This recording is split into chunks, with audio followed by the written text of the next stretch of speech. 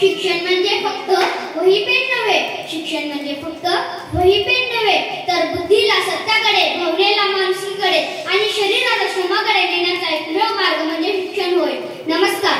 सन्माननीय व्यासपीठावर उपस्थित सर्व मान्यवर, गुरुजन वर्ग व माझ्या प्रिय मित्रमैत्रिणींनो, मी स्वरूप भोसले. माझ्या भाषणाचा विषय तुम्हाला समजलाच असेल. मुलगी शिकली, प्रगती झाली हे ब्रीद वाक्य आपण लहानपणापासूनच ऐकत आलो आहोत. प्रत्येक स्त्री आपलं घर सांभाळण्यात आणि चालवण्यात सक्षम असतेच, पण शिक्षण घेतलेली स्त्री पुढच्या पिढीला शिक्षणाचे संस्कार देऊन यशाच्या नव्या शिखरावर चढण्यात नक्कीच मदत करू शकते. पूर्वीचे काळी असे समज होता की स्त्रिया फक्त चूल आणि मूल सांभाळत असतात, पण सावित्रीबाई फुले यांनी मुलींच्या शिक्षणाचा मार्ग मोकळा केला. आता असे एकही क्षेत्र नाही ज्या क्षेत्रामध्ये स्त्रीने आपला ठसा उमटवला नाही. चांगले शिक्षण क्षेत्र निवडून यशाची पावले उंचावर पोहोचवायला स्त्रिया कुठेही कमी पडत नाहीत.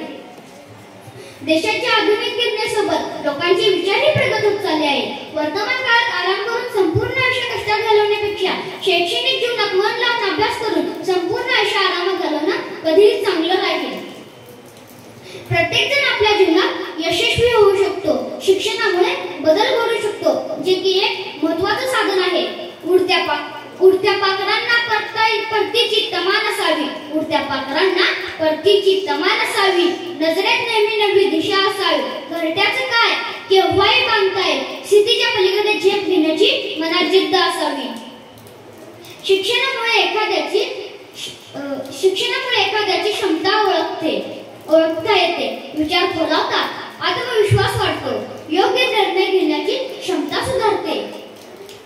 मी एक तुम्हाला गोष्ट सांगू इच्छितो. खडू आणि मुलगा. एका गावात विराज नावाचा छोटासा मुलगा राहत होता. त्याला अभ्यासात खूप रस होता, पण त्याला अजिबात लिहिता येत नव्हते. जेव्हा शिक्षक त्याला फळ्यावर लिहायला सांगायचे तेव्हा तो खूप घाबरायचा. एके दिवशी विराज एकटाच बसून होता. त्याने खडू उचलला व फळ्यावर लिहायचा प्रयत्न केला, पण अक्षर वेडवाकडे आल्यामुळे त्याने तो खडू फेकून दिला. तेवढ्यात त्या खडूमध्ये जिवंतपणा आला.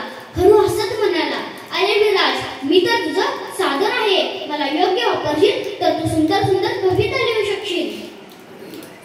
जर तू प्रयत्नच नाही केलास तर मीही तुझ्या उपयोगी पडणार नाही.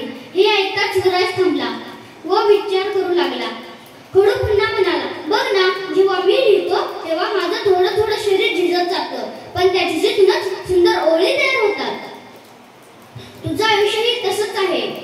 शिकताना कधी कधी त्रास होईल, चुका होतील, पण त्या चुकीतूनच तू मोठा होशील. त्या दिवसानंतर विराजने खडूशी मैत्री केली.